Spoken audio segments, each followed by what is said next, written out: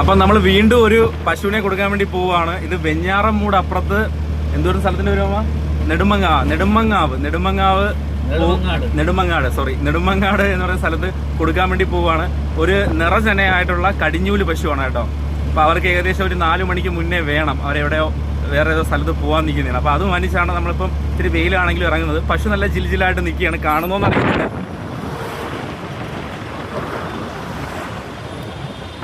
കാണുന്നോന്ന് അറിയുന്നില്ല. നല്ല ആക്റ്റീവായിട്ടുള്ള പശുവാണ്. ഏകദേശം ഒരാഴ്ചയ്ക്കുള്ളിൽ പശു പ്രസവിക്കും.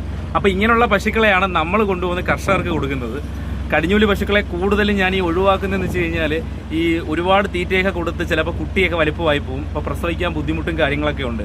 പിന്നെ പാലിൻ്റെ കാര്യത്തിൽ നമുക്കൊന്നും പറയാൻ പറ്റില്ല. പാലിന് പൊതുവേ നമ്മൾ ഗ്യാരണ്ടി കൊടുക്കുന്നില്ല. എങ്കിലും മേടിക്കുന്നവർക്ക് പാല് കിട്ടണമല്ലോ. അപ്പോൾ അത് മാനിച്ച് കടിഞ്ഞൂല് പശുക്കൾക്ക് പൊതുവേ കുറവായിരിക്കും.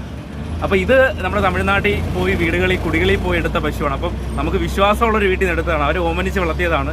വലിയ ആഹാരവും ഒന്നും കൊടുത്ത് നിർത്തിയതല്ല. എന്ന് വെച്ച് കഴിഞ്ഞാൽ ഒരുപാട് ഒരു 6-7 മാസം വരെയൊക്കെ അതിന് മിതമായിട്ടുള്ള രീതിയിൽ ആഹാരം കൊടുത്ത് നിർത്തി. അപ്പോൾ കുട്ടി ഒരുപാടൊന്നും വലിപ്പം വെച്ചിട്ടില്ലെന്ന് വിശ്വസിക്കുന്നു. എന്തായാലും നല്ലൊരു ഹെൽത്തി ആയിട്ടുള്ളൊരു പശുവാണ്. അപ്പോൾ ഇത്തരത്തിലുള്ള പശുക്കളെയാണ് നമ്മളോട് കൊടുക്കുന്നത്. നിങ്ങളുടെയൊക്കെ സപ്പോർട്ട് ഇപ്പോൾ ഉള്ളതെങ്കിൽ എപ്പോഴും നമുക്ക് ഉണ്ടാവണം.